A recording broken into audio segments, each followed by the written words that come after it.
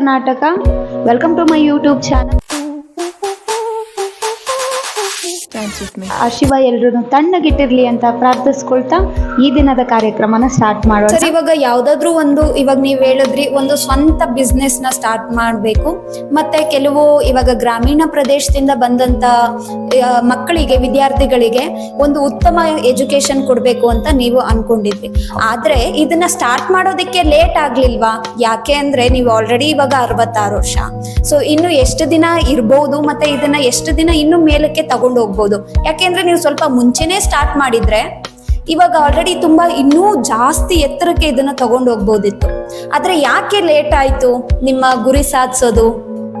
ಇದಕ್ಕೆ ಏನಂದ್ರೆ ಸ್ವಲ್ಪ ತಲೆ ಕೂದಲು ಹೋಗ್ಬೇಕು. ಯಾಕಂದ್ರೆ ಸ್ವಲ್ಪ ಮೆಚುರಿಟಿ ಬಂದ್ರೆ ತುಂಬಾ ಸಲೀಸಾಗಿ ಇದು ಮಾಡಕ್ಕಾಗತ್ತೆ. ಮೆಚುರಿಟಿ ಬಂದ್ರೆ ನಮ್ಗೆ ಯಾವ ತರ ರಿಸ್ಕ್ ತಗೊಳ್ತಾ ಇದೀವಿ, ಯಾವ ತರ ಮಾಡಿದ್ರೆ ಹೇಗೆ ಸರಿ ಮಾಡೋಕ್ಕಾಗತ್ತೆ. ಯಾಕಂದ್ರೆ ಇದರಲ್ಲಿ ಬಿಸ್ನೆಸ್ ಅಲ್ಲಿ ಏನಾಗತ್ತೆ ಅಂದ್ರೆ, ನಾನು ಇಂಗ್ಲಿಷಲ್ಲಿ ಹೇಳ್ತೀನಿ, ಇದೇನಂದ್ರೆ it is very easy to make losses. ಅಂದ್ರೆ ಲಾಸಸ್ ನಾವು ಸಲೀಸಾಗಿ ಮಾಡೋಕ್ಕಾಗತ್ತೆ ಬಿಸ್ನೆಸ್ ಅಲ್ಲಿ, ಆದಷ್ಟು ಅದೇ ಲಾಸ್ ಬರುತ್ತೆ. ಪ್ರಾಫಿಟ್ ಬರ್ಬೇಕಂದ್ರೆ ತುಂಬಾ ಕಷ್ಟಪಡ್ಬೇಕು.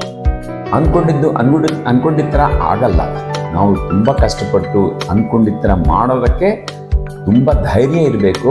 ಅದಕ್ಕೋಸ್ಕರ ಸಪೋರ್ಟ್ ಇರಬೇಕು, ಫೈನಾನ್ಷಿಯಲ್ ಸಪೋರ್ಟು ಇರಬೇಕು. ನಮ್ಮ ಹತ್ರ ಇರೋ ದುಡ್ಡು ಸಾಕಾಗಲ್ಲ, ಫೈನಾನ್ಷಿಯಲ್ ಸಪೋರ್ಟ್ ಸಿಗಬೇಕು. ಅದು ಅನ್ಕೊಂಡಿದ್ದ ಥರ 4 ಜನ ನಮ್ಮ ಹತ್ರ ಇರೋ ಥರ ಮಾಡಬೇಕು. ನಮ್ಮ ಕನಸು ಅವ್ರಿಗೆ ಕನಸಾಗಬೇಕು. ಅವಾಗಲೇ ಇದು ಮುಂದಕ್ಕೆ ಹೋಗೋಕ್ಕಾಗತ್ತೆ. ಆ ಕೆಪಾಸಿಟಿ ಬರಬೇಕಂದ್ರೆ ಚಿಕ್ಕವರ ವಯಸ್ಸಲ್ಲಿ ಬರ್ಬೋದು. ಆದರೆ ನನಗೆ ಆ ಅವಕಾಶ ಇರಲಿಲ್ಲ. ಯಾಕಂದರೆ ನನ್ನ ಬಾಧ್ಯತೆ ಜಾಸ್ತಿ ಇತ್ತು. ಅವಾಗ ಆ ಕಾಲದಲ್ಲಿ ಇಷ್ಟು ಅವಕಾಶಗಳಿಲ್ಲ. ಈಗ ನಾನಾದರೆ ನಮ್ಮ ಮಕ್ಕಳಿಗೆ ಹೇಳೋದೇನೆಂದರೆ, ಜಾಬ್ ಮಾಡಿದ್ರೆ ಜಾಬ್ ಮಾಡಿ, ಆದರೆ ನಿಮ್ಮ ಕನಸು ಹೇಗಿರ್ಬೇಕಂದ್ರೆ ನಿಮ್ಮದೇ ಒಂದು ಸಂಸ್ಥೆ ಶುರು ಮಾಡಬೇಕು. ಅದಕ್ಕೋಸ್ಕರ ನಾವು ತುಂಬ ಸಪೋರ್ಟ್ ಮಾಡ್ತೀನಿ. ಕೆಲವರು ನನ್ನ ಮಕ್ಕಳು ಬಿಸ್ನೆಸ್ಸು ಶುರು ಮಾಡ್ತಾರೆ, ಆದರೆ 1-2 ವರ್ಷ ಕೆಲಸ ಮಾಡು, ಅರ್ಥ ಮಾಡ್ಕೊ, ನಿಮ್ಮದು ಏನೋ ಒಂದು ಗುರಿ ಇಟ್ಕೊಂಡು ಇದು ಮಾಡ್ತಾ ಇದ್ರೆ ನಾವೇ ಸಪೋರ್ಟ್ ಮಾಡ್ತೀನಿ ಅಂತಾನು ಹೇಳ್ತೀನಿ. ನಾವು ತುಂಬಾ ಸಪೋರ್ಟ್ ಮಾಡ್ತೀವಿ. ಓಕೆ, ಸೊ ನೀವ್ ಹೇಳೋ ಪ್ರಕಾರ ಯಾವುದೇ ಒಂದು ಸಂಸ್ಥೆ ಆಗ್ಲಿ, ನಿಮ್ಮ ಓನ್ ಬಿಸ್ನೆಸ್ ನ ಕ್ರಿಯೇಟ್ ಮಾಡ್ಬೇಕು ಅನ್ನೋ ಮುಂಚೆ ನಿಮಗೆ ಅದ್ರ ಬಗ್ಗೆ ಎಕ್ಸ್ಪೀರಿಯನ್ಸ್ ಇರ್ಬೇಕು. ಸೊ ಎಕ್ಸ್ಪೀರಿಯನ್ಸ್ ಇರ್ಬೇಕು ಅಂದ್ರೆ, ಎಕ್ಸ್ಪೀರಿಯನ್ಸ್ ಅಂತ ಹೇಳಲ್ಲ ನಾನು, ಅದರಲ್ಲಿ ಅವಗಾಹನೆ ಇರಬೇಕು, ತಿಳುವಳಿಕೆ ಇರಬೇಕು. ಯಾಕಂದ್ರೆ ತಿಳುವಳಿಕೆ ಇಲ್ದಿದ್ರೆ ಏನೋ ಮಾಡಿದ್ರೆ ತುಂಬಾ ಕಷ್ಟ ಆಗ್ಬಿಡುತ್ತೆ. ಅದು ಅಂದ್ರೆ ಇದೇ ಬಿಸ್ನೆಸ್ ಅಂತ ಅವಶ್ಯಕತೆ ಇಲ್ಲ. ನಮ್ಗೆ ಇದು ಸ್ಟಾರ್ಟ್ ಮಾಡುವಾಗ ನಮ್ಗೆ ಇದ್ರ ಬಗ್ಗೆ ಏನೂ ತಿಳುವಳಿಕೆ ಇಲ್ಲ. ಆದರೆ ಬಿಸ್ನೆಸ್ ಹೇಗೆ ನಡೆಸ್ಬೇಕಂತ ಪೂರ್ತಿ ತಿಳುವಳಿಕೆ ಇತ್ತು. ಅದರಿಂದ ನಮಗೆ ಆ ಥರ ಗೊತ್ತಾಗಬೇಕು ಇದರಲ್ಲಿ ಕಷ್ಟ ಏನಿರುತ್ತೆ. ಯಾಕಂದರೆ ಬಿಸ್ನೆಸ್ ಮಾಡೋಕ್ಕೆ ಶುರು ಮಾಡಿದ್ರೆ ಯಂಗ್ಸ್ಟರ್ಸ್ ಯಾರಾದರೂ ಅವ್ರಿಗೆ ಒಂದೇ ಸೈಡ್ ಗೊತ್ತಾಗುತ್ತೆ, 2 ಸೈಡ್ ಗೊತ್ತಾಗಲ್ಲ. ಯಾಕಂದರೆ ಎಲ್ಲ ಪ್ರತಿ ಒಂದಕ್ಕೆ ಒಂದು ಪ್ಲಸ್ ಇರುತ್ತೆ, ಮೈನಸ್ ಇರುತ್ತೆ. ಮೈನಸ್ ಗೊತ್ತಾಗಲಿಲ್ಲ ಅಂದರೆ ಅದು ಎದುಕೊಂಡು ಬಿಡ್ತಾರೆ, ಏನು ಮಾಡೋಕ್ಕೆ ಬೇಕೋ ಗೊತ್ತಾಗಲ್ಲ. ಅದಕ್ಕೆ ಸ್ವಲ್ಪ ಈ ಎಕ್ಸ್ಪೋಜರ್ ಅಂದರೆ ಅದು ಏನೇನು ಆಗಬಹುದು, ಯಾರು ಏನು ಮಾಡ್ತಾರೆ, ಯಾವ ಬಿಸ್ನೆಸ್ ಆದರೂ ಪರವಾಗಿಲ್ಲ. ಓಕೆ, ನಿನಗೆ ಏನು ಅಂದ್ಕೊಂಡಿದೆಯೋ ಆ ಬಿಸ್ನೆಸ್ ಶುರು ಮಾಡ್ಬೋದು. ಆದರೆ ನೀವು ಜನರಲಿ ಬಿಸ್ನೆಸ್ಸಲ್ಲಿ ಏನೇನು ಕಷ್ಟಗಳಿರ್ತವೆ, ಏನು ಮಾಡಿದ್ರೆ ಹೇಗಾಗತ್ತೆ, ಈ ತಿಳುವಳಿಕೆ ಇದ್ರೇನೆ ಸಾಕು. ಅನುಭವ ಅವಶ್ಯಕತೆ ಇಲ್ಲ. ಅನುಭವಕ್ಕೆ ಬೆಲೆ ಕೊಡಲ್ಲ. ಎಲ್ಲ ಇವ್ರು ಹೇಳೋದ ರೀತಿಯಲ್ಲಿ ಇವಾಗ ಇವರಿಗೆ ಕೆನರಾ ಬ್ಯಾಂಕ್ ಅಲ್ಲಿ ಉದ್ಯೋಗ ಮಾಡ್ಬೇಕು ಅಂತ ಇರ್ಲಿಲ್ಲ. ಆದ್ರೆ ಕೆನರಾ ಬ್ಯಾಂಕ್ ಉದ್ಯೋಗ ಸ್ವಲ್ಪ ಅವಶ್ಯಕತೆ ಇತ್ತು, ಅದನ್ನ ಮಾಡಿದ್ರು. ಆದ್ರೆ ಅವ್ರ ಆಸೆ ಕನಸು ಬೇರೆ ಕಡೆ ಇತ್ತು. ಸೊ ಹಾಗಾಗಿ ಅವರು ಕೆನರಾ ಬ್ಯಾಂಕ್ ಅಲ್ಲೇ ಇಲ್ದೇನೆ ಅವರ ಜೀವನದಲ್ಲಿ ಇನ್ನೊಂದು ಸ್ಟೆಪ್ ಮುಂದೆ ತಗೊಂಡು, so age is just a number ಅಂತ ತಿಳ್ಕೊಂಡು ಇವಾಗ ಮುಂದೆ ಬಂದಿದ್ದಾರೆ. ಸೊ ಹಾಗಾಗಿ ಇವಾಗ ಈ ಉದ್ಯೋಗನ ಮಾಡ್ತಾ ಇದ್ದಾರೆ. ಇದ್ರ ಬಗ್ಗೆ ನೀವೇನ್ ಹೇಳ್ತೀರಾ ಸರ್? ಇವಾಗ ನೀವು ಏನ್ ವರ್ಕ್ ಮಾಡ್ತಾ ಇದ್ದೀರಾ, ನಿಮ್ಮ ಸಂಸ್ಥೆ ಹೆಸರು, ನಿಮ್ಮ ಸಂಸ್ಥೆಯಲ್ಲಿ ಏನ್ ನಡೀತಾ ಇದೆ ಅಂತ ತಿಳಿಸ್ಕೊಡ್ಬೋದಾ? ಇದಕ್ಕಿಂತ ಮುಂಚೆ ನಾನು ಇನ್ನೊಂದು ಹೇಳ್ತೀನಿ.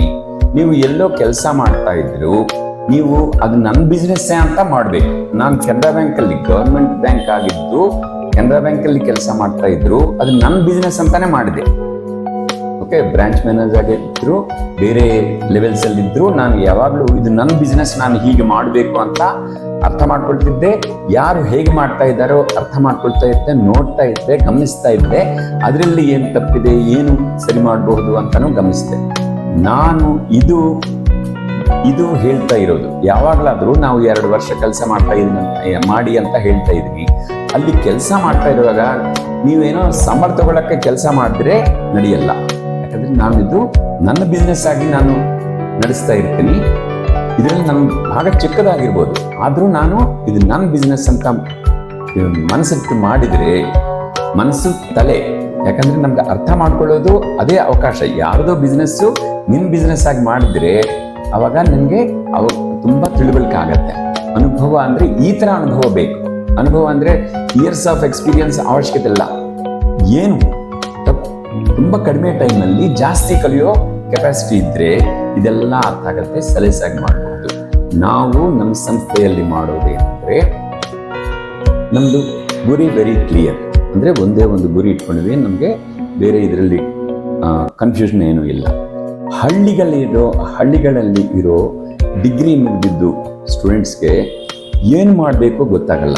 ಫ್ಯೂಚರ್ ಅಂದರೆ ಅಲ್ಲಿ ಏನೇನೋ ಗೊತ್ತಿಲ್ಲ, ಏನು ಮಾಡಬೇಕು ಗೊತ್ತಿಲ್ಲ. ಏನೋ 10,000, 12,000, 15,000 ಜಾಬಲ್ಲಿ ಸೇರ್ಕೊಂಡು ಬಿಡ್ತಾರೆ, ಇದು ಸಾಕಂತ.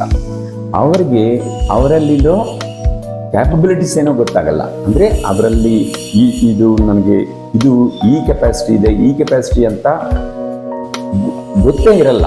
ಅಂಥವ್ರನ್ನ ನಾವು ಇಲ್ಲಿ ಟ್ರೈನ್ ಮಾಡ್ತೀನಿ. ಅವರಲ್ಲಿರೋ ಕ್ಯಾಪಬಿಲಿಟೀಸ್ನ ಅವ್ರಿಗೆ ತೋರಿಸ್ತೀನಿ, ಟ್ರೈನ್ ಮಾಡಿ. ಅವನ್ನ ತೋರಿಸಿ ಅದು ಒಂದು ಸತಿ ಅವ್ರಿಗೆ ಗುರುತಿಸಿದ್ರೆ ಅವ್ರ ಕ್ಯಾಪಬಿಲಿಟೀಸ್ನು ಅದು ಮುಂದುವರಿಸ್ಕೊಳ್ಳೋದಕ್ಕೆ ನಾವು ಅವ್ರಿಗೆ ಸಪೋರ್ಟ್ ಮಾಡ್ತೀವಿ. 6 ತಿಂಗಳು ನಮ್ಮ ಟ್ರೈನಿಂಗು. ಇದು ಏನಂದ್ರೆ ಎಲ್ಲರನ್ನೂ ಗಟ್ಟಿ ಮಾಡೋದು, ಅವ್ರಿಗೆ ಎಕ್ಸ್ಪೋಜರ್ ಕೊಡ್ತೀವಿ. ಅಂದ್ರೆ ಏನೇನಾಗತ್ತೆ ಬಿಸ್ನೆಸ್ಸಲ್ಲಿ ಇದೆಲ್ಲ ತಿಳುವಳಿಕೆ ಬರುತ್ತೆ. ಅದಾದ್ಮೇಲೆ ಅವನ್ನ ಎಮೋಷನಲಿ ಸ್ಟ್ರಾಂಗ್ ಮಾಡಿಬಿಟ್ಟು, ಅಂದ್ರೆ ಭಯ ಇರಲ್ಲ, ಧೈರ್ಯವಾಗಿ ತಗೊಳ್ತಾರೆ. ಆಮೇಲೆ ಸ್ಮಾರ್ಟ್ ಆಗಿ ಯಾವ ಡೆಸಿಷನ್ ಆದರೂ 4-5 ರೀತಿಯಿಂದ ನೋಡೋ ಕೆಪಾಸಿಟಿ ತರುತ್ತೆ. ಅವರಿಗೆ ಕೆಲವು ಕಂಪ್ನೀಸ್ ಬಗ್ಗೆ ಗೊತ್ತಾಗುತ್ತೆ. ಹೇಗೆ ಕಂಪನಿ ಫೇಲ್ ಆಗುತ್ತೆ, ಯಾವ ಸ್ಟೆಪ್ ಮಾಡಿದ್ರೆ ಫೇಲ್ ಆಗುತ್ತೆ, ಯಾವ ಸ್ಟೆಪ್ ತಗೊಂಡಿದ್ರೆ ಚೆನ್ನಾಗಿ ಮಾಡೋಕ್ಕಾಗತ್ತೆ, ಇದೆಲ್ಲ ಅವ್ರಿಗೆ ತಿಳುವಳಿಕೆ ಆಗುತ್ತೆ. ಆಮೇಲೆ ಅವ್ರಿಗೆ 7ನೇ ತಿಂಗಳಲ್ಲಿ ಜಾಬ್ ಗ್ಯಾರಂಟಿ. ಸೊ ಜಾಬ್ 100% ಇಲ್ಲಿ ಜಾಬ್ ಗ್ಯಾರಂಟಿ ಅನ್ನೋದನ್ನ ಇವರು ಅಶ್ಯೂರ್ ಆಗಿ ಹೇಳ್ತಾರೆ. ಸೊ ಹಳ್ಳಿಲಿ ಇರೋ ಮಕ್ಳುಗಳಿಗೆ ಅವರೇನೆ ತಮ್ಮನ್ನ ಲೋ ಅಂತ ತಿಳ್ಕೊತಾರೆ. ಯಾಕೆ ಅಂದ್ರೆ ಅವ್ರ ಕ್ಲಾಸ್ಮೇಟ್ ಆಗಿರ್ಬೋದು, ಅಥವಾ ಟೀಚರ್ಸೇ ಆಗಿರ್ಬೋದು, ಅಥವಾ ಪೇರೆಂಟ್ಸು, ಊರಲ್ಲಿರೋರು ನಿನಗೇನು ಬರಲ್ಲ, ನಿನಗಿಷ್ಟೇ ಗೊತ್ತಿರೋದು, ನಿನಗಿಷ್ಟೇ ಬರೋದು ಅಂತ ಮಕ್ಳನ್ನ ಲೋ ಮಾಡ್ಬಿಟ್ಟಿರ್ತಾರೆ. ಇವಾಗ ಈ ಇನ್ಸ್ಟಿಟ್ಯೂಟಲ್ಲಿ ಏನ್ ಮಾಡ್ತಿದ್ದಾರೆ, ಆ ಮೈಂಡ್ ಸೆಟ್ನ ಇಲ್ಲಿಂದ ಹೊರಗಡೆ ಹಾಕ್ತಾರೆ. ಇವಾಗ ಒಬ್ಬ ವಿದ್ಯಾರ್ಥಿಗೆ ಮೇಲೆ ಬೆಳಿಬೇಕು ಅಂದ್ರೆ ಅವನಿಗೆ ಧೈರ್ಯ ಬೇಕು, ಕಾನ್ಫಿಡೆನ್ಸ್ ಬೇಕು, ಎಮೋಷನಲಿ ಅವನು ಸ್ಟ್ರಾಂಗ್ ಆಗಿರ್ಬೇಕು, ಆಟಿಟ್ಯೂಡು ಬೇಕು, ಸ್ಕಿಲ್ಸು ಬೇಕು. ಸೊ ಇದೆಲ್ಲದು ಸಿಗುವಂತ ಒಂದೇ place accelerator BS the B school. So ಇಲ್ಲಿ ಇದು ಸಿಗತ್ತೆ. ಸೊ ಪ್ರತಿಯೊಬ್ಬರು ತಮ್ಮ ಸ್ವಂತ ಬಿಸ್ನೆಸ್ ನ ಸ್ಟಾರ್ಟ್ ಮಾಡಬೇಕು ಅನ್ನೋದು ಇವರ ಕಾಳಜಿ. ಹಾಗಾಗಿ ಆ ಬಿಸ್ನೆಸ್ ಸ್ಟಾರ್ಟ್ ಮಾಡೋದಕ್ಕೆ ಮಕ್ಕಳಿಗೆ ಏನೆಲ್ಲ ಅವಶ್ಯಕತೆ ಇದೆ ಅದನ್ನ ಇಲ್ಲಿ 6 months ಅಲ್ಲಿ ಒಂದು ಬಿಸ್ನೆಸ್ ಮ್ಯಾನೇಜ್ಮೆಂಟ್ ಕೋರ್ಸ್ ಆಗಿ ಕೊಡ್ತಾ ಇದ್ದಾರೆ. ಸೊ ಅದೇ BS the B school accelerator program. So ಇದ್ರ ಬಗ್ಗೆ ಸರ್ ಇನ್ನೊಂದು ಕ್ವಶನ್ ಇದೆ. ಇವಾಗ ಆಕ್ಚುಲಿ ಏನಾಗತ್ತೆ, ನೀವ್ ಹೇಳಿದ್ರಿ ಈ ತರ ಒಂದು ಬಿಸ್ನೆಸ್ ನ ಸ್ಟಾರ್ಟ್ ಮಾಡ್ಬೇಕು ಅಂತ, ಈ ತರ ಕೆಲವ್ರಿಗೆ ಒಳ್ಳೇದನ್ನೇ ಮಾಡ್ಬೇಕು ಅಂತ. ಆದ್ರೆ ಈ ಸಮಾಜದಲ್ಲಿ ಎಷ್ಟೋ ಜನ ಬರೀ ಪ್ರಾಫಿಟ್ಗೋಸ್ಕರ ಕೆಲಸ ಮಾಡ್ತಾ ಇದ್ದಾರೆ. ನಿಮಗೆ ಯಾಕೆ ಇದೇ ಒಂದು ಯೋಚನೆ? ಯಾಕೆ ಅಂದ್ರೆ ನೀವು ಏನಂತ ಹೈ ಕ್ಲಾಸ್ ಫ್ಯಾಮಿಲೀಸ್ ಇಂದ ಬಂದವರಲ್ಲ. ನಮ್ಮ ಹತ್ರ ದುಡ್ಡಿದೆ, ನಾವು 4 ಜನಕ್ಕೆ ಹೆಲ್ಪ್ ಮಾಡೋಣ ಅನ್ನೋ ತರ ಏನಿಲ್ಲ. ಆದ್ರೆ ನಿಮಗೆ ಯಾಕೆ ಈ ತರ ಮೈಂಡ್ ಸೆಟ್ ಬಂತು? ಯಾಕೆ ಬಡ ಮಕ್ಕಳುಗಳನ್ನ ಶ್ರೀಮಂತರು ಮಾಡಬೇಕು ಅಂತ ನೀವು ನೋಡ್ತಾ ಇದ್ದೀರಾ? ಯಾಕೆ ವೈ ನಾಟ್ ಪ್ರಾಫಿಟ್ ಅಂತ ಕೇಳ್ತೀನಿ. ಪ್ರಾಫಿಟ್ ನಾವು ಮಾಡೋದು ಪ್ರಾಫಿಟ್ಗೋಸ್ಕರ ಇದೆ. ಆದ್ರೆ ನಮ್ಗೆ ಒಂದು ಪಾಲ್ ಪ್ರಾಫಿಟ್ ಬಂದ್ರೆ ನಮ್ಮ ಕಸ್ಟಮರ್ಸ್ ಅಂದ್ರೆ ನಮ್ಮ ಸ್ಟೂಡೆಂಟ್ಸ್ಗೆ 10 ಪಾಲು ಪ್ರಾಫಿಟ್ ಬರಬೇಕು. ಅಂದ್ರೆ ಒಂದು 100 ಅಂತ ತಿಳ್ಕೊಂಡ್ರೆ ಇನ್ನೂ ಸಲೀಸಾಗತ್ತೆ. 10% ನಮಗೆ ಪ್ರಾಫಿಟ್ ಇರಬೇಕು, ಅವರಿಗೆ 90% ಪ್ರಾಫಿಟ್ ಇರಬೇಕು. ಹೌದು, ಇದು ಬೇರೆ ಬಿಸ್ನೆಸಸ್ ಅಲ್ಲಿ ಪ್ರಾಫಿಟ್ ಬಂದ್ರೆ ತಪ್ಪಿಲ್ಲ. ಪ್ರಾಫಿಟ್ ಅಂತ ಕೆಲವರು ಪ್ರಾಫಿಟ್ ಮಾಡಿದ್ರೆ ತಪ್ಪಂತ ಅನ್ಕೊಳ್ತಾರೆ. ಪ್ರಾಫಿಟ್ ಇಲ್ಲದಿದ್ರೆ ನಾವು ತಪ್ಪು ಮಾಡ್ತಾ ಇದ್ದೀವಿ. ಅದಕ್ಕೋಸ್ಕರ ಪ್ರಾಫಿಟ್ ಇದ್ರೆ ನಾವು ಇನ್ನೂ ಇನ್ವೆಸ್ಟ್ ಮಾಡೋಕ್ಕಾಗತ್ತೆ, ಇನ್ನೂ ಬೆಳಿಯೋದಕ್ಕಾಗತ್ತೆ. ನಿಮ್ಮ ಇಷ್ಟ, ಏನು ಮಾಡಿದ್ರು ಯಾವ ರೀತಿಯಿಂದ ಮಾಡಬೇಕಂದ್ರೆ ಮಾಡಿ, ಆದರೆ ಗಿವ್ ವ್ಯಾಲ್ಯೂ ಗೆಟ್ ವ್ಯಾಲ್ಯೂ, ಅದು ನಮ್ಮ ಇದು. Give highest value, get value, ಇದು ನಮ್ಮ ಬುದ್ಧಿ. ಇದ್ದಾರೆ ನೀವು ಕೂಡ ಇದ್ರ ಬಗ್ಗೆ ಇನ್ಫಾರ್ಮೇಶನ್ ಬೇಕು ಅಂದ್ರೆ ನಮಗೆ ಕಮೆಂಟ್ ಅಲ್ಲಿ ತಿಳಿಸ್ಕೊಡಿ. ನಾನು ನಿಮಗೆ ಈ ಅಡ್ರೆಸ್ ಅನ್ನ ಮತ್ತೆ ಇವರ ಕಾಂಟ್ಯಾಕ್ಟ್ ಡೀಟೇಲ್ಸ್ ಅನ್ನ ನಾನು ನಿಮಗೆ ತಿಳಿಸ್ಕೊಡ್ತೀನಿ. ಸರ್, ಇನ್ನೊಂದು ಸರ್, ನೀವ್ ಹೇಳಿದ್ರೆ ಇದು 6 months ಕೋರ್ಸು ಆಕ್ಸಿಲರೇಟರ್ ಅಂತ ಏನೋ ಹೊಸ್ತಾಗಿದೆಯಲ್ಲ, ಏನು ಇದ್ರ ಅರ್ಥ ಅಂತ ತಿಳಿಸ್ಕೊಡ್ಬೋದಾ? ಇದು ಏನಂದ್ರೆ ಸಾಧಾರಣವಾಗಿ ಡಿಗ್ರಿ ಮುಗಿದ ಮೇಲೆ ಕೆಲವರು MBA ಮಾಡೋಣ ಅದು ಮಾಡೋಣ ಅಂತ ಹೋಗ್ತಾರೆ. ಅಲ್ಲಿ ತಿರ್ಗಾ 2 ವರ್ಷ ಟೈಮು ಸ್ಪೆಂಡ್ ಮಾಡ್ತಾರೆ, ದುಡ್ಡು ಸ್ಪೆಂಡ್ ಆಗುತ್ತೆ. ಅದಕ್ಕಿಂತ ನಾವೇನು ಮಾಡಿದಂದರೆ ಆಕ್ಸಿಲರೇಟರ್, ಈಗ ಸ್ಟಾರ್ಟಪ್ಸ್ ಇದ್ರೆ ಅಂದರೆ ಈ ಲೋಕದಲ್ಲಿ ಸ್ಟಾರ್ಟಪ್ ಲೋಕದಲ್ಲಿ ಆಕ್ಸಿಲರೇಟರ್ ಪ್ರೋಗ್ರಾಮ್ ಅಂತಾನೂ ಇರುತ್ತೆ. ಆದರೆ ನಮ್ಮ ಆಕ್ಸಿಲರೇಟರ್ ಏನಂದರೆ ನಾವು ಬೇಗ ಹೋಗಬೇಕು, ಒಂದು ಕಡೆಯಿಂದ ಇನ್ನೊಂದು ಕಡೆ ಬೇಗ ಹೋಗ್ಬೇಕಂದ್ರೆ ಬೈಕ್ ಆದರೂ ಕಾರ್ ಆದರೂ ಬೇಗ ಹೋಗ್ಬೇಕಂದ್ರೆ ಆಕ್ಸಲರೇಟ್ ಮಾಡ್ತೀವಿ. ಅದರಲ್ಲಿ ನಾವು ಏನು ಮಾಡಿದ್ವಿ ಅಂದರೆ ಸ್ಪೆಲ್ಲಿಂಗ್ ಸ್ವಲ್ಪ ಚೇಂಜ್ ಮಾಡಿದ್ವಿ. ACCE LARATOR accelerator. ಆದರೆ ನಾವೇನು ಮಾಡಿದ್ವಿ ಅಂದರೆ ಏನು ಹಾಗೆ ಇಟ್ಟಿದ್ವಿ, ಆಮೇಲೆ ಎರಡು ನಲ್ಲಿ ಒಂದು K ಮಾಡಿದ್ವಿ, ಇನ್ನೊಂದು C S ಮಾಡಿದ್ವಿ.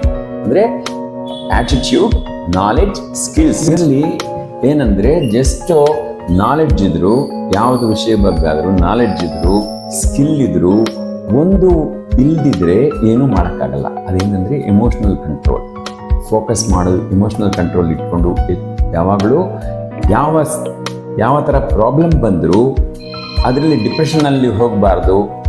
ಅದು ಹೇಗೆ ನಾವು ಅದು ನೋಡಬೇಕು, ಹೇಗೆ ನೋಡಿ ಅದರಿಂದ ಜಯವಾಗಿ ಹೊರಗಡೆ ಬರಬೇಕು ಅನ್ನೋದು ಕಲಿಬೇಕು, ಅದು ಮುಖ್ಯ. ಅದಕ್ಕೆ ನಾವು ಇಲ್ಲಿ ಟ್ರೈನಿಂಗ್ ಮಾಡೋದು ತುಂಬ. ಸ್ಟ್ರೆಸ್ ಅಂದ್ರೇ ಭಯಪಡಬೇಡಿ, ಸ್ಟ್ರೆಸ್ನ ನಿಮ್ಮ ಫ್ರೆಂಡ್ ಮಾಡ್ಕೊಳ್ಬೇಡಿ, ಸ್ಟ್ರೆಸ್ಸೇ ಇರಲ್ಲ. ಅದಕ್ಕೋಸ್ಕರ ನಾವು ನಮ್ಮ ಟ್ರೈನಿಂಗ್ ಸಿಸ್ಟಮಲ್ಲೇ ಅದು ಒಂದು ಭಾಗ, ಇಂಪಾರ್ಟೆಂಟ್ ಭಾಗ. ಸ್ಟ್ರೆಸ್ ಅಂದರೆ ಹೆದರ್ಕೊಳ್ಬಾರ್ದು, ಸ್ಟ್ರೆಸ್ನ ವೆಲ್ಕಮ್ ಮಾಡಿ, ಅವಾಗ ಸ್ಟ್ರೆಸ್ಸೇ ಇರಲ್ಲ. ಓಕೆ ಸರ್, ಇದು ಬಾಯಲ್ಲಿ ಹೇಳೋದಕ್ಕೆ ಈಸಿ ಅನ್ಸುತ್ತೆ, ಆದ್ರೆ ಇವಾಗ ಸ್ಟೂಡೆಂಟ್ಸ್ ಗಳಿಗೂ ಹಾಗೆ ಅನ್ಸುತ್ತೆ. ಎಷ್ಟೋ ಜನನ ನೋಡ್ತಾ ಇರ್ತಾರೆ, ಎಷ್ಟೋ ಮೋಟಿವೇಶನ್ ವಿಡಿಯೋಸ್ನ ನೋಡ್ತಾ ಇರ್ತಾರೆ.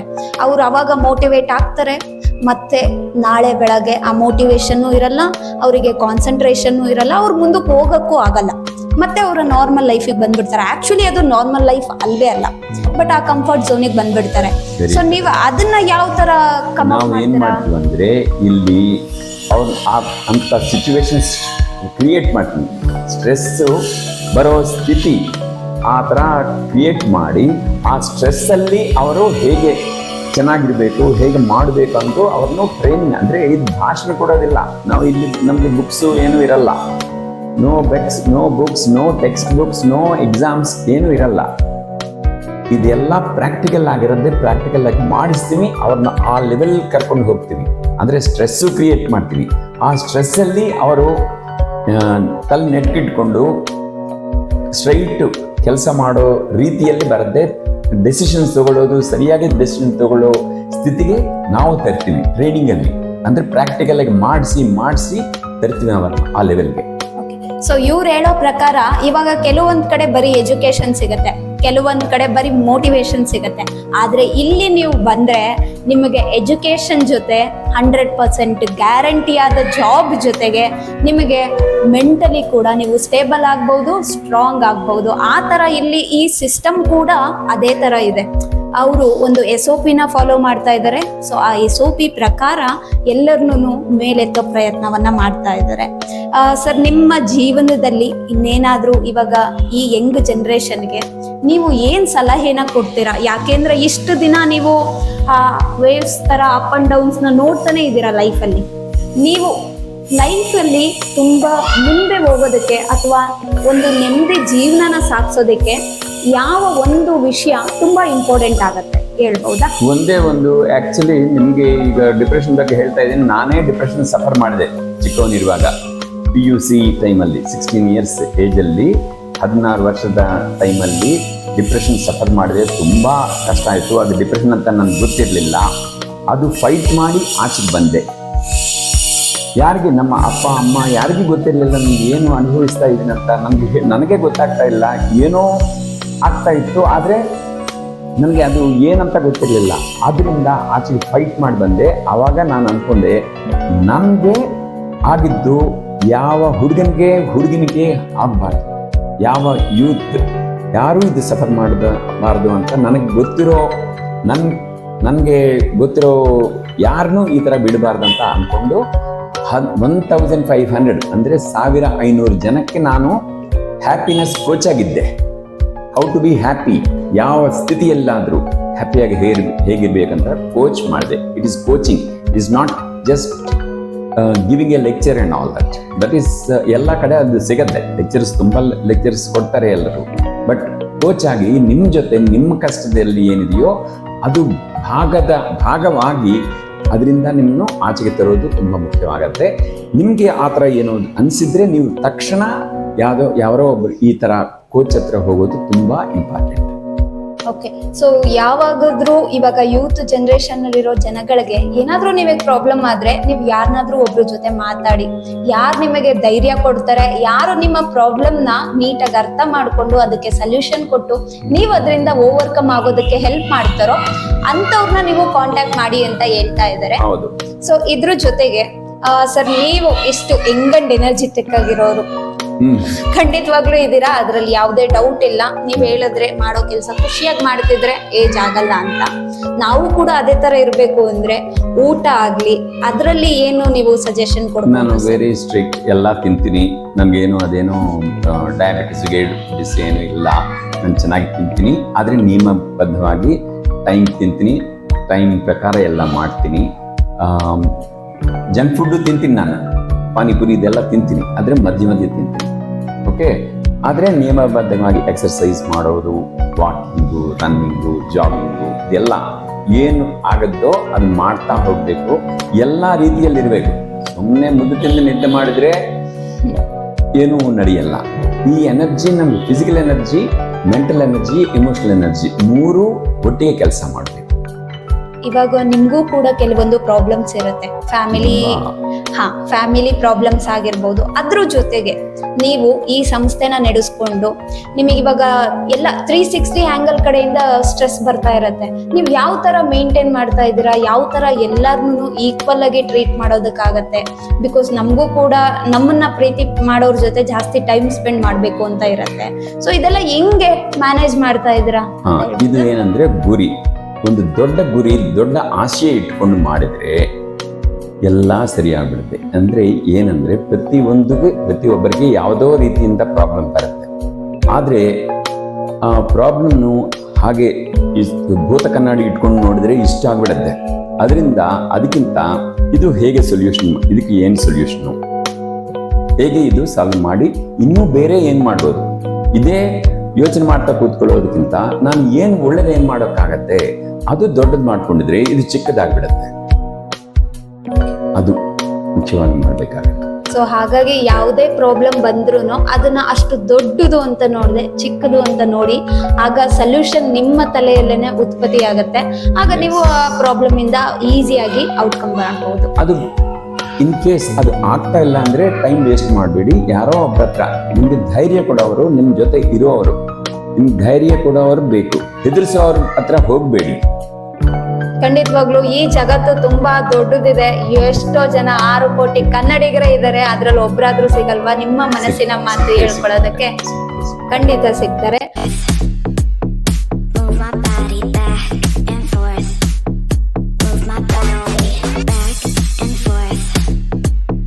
Move my body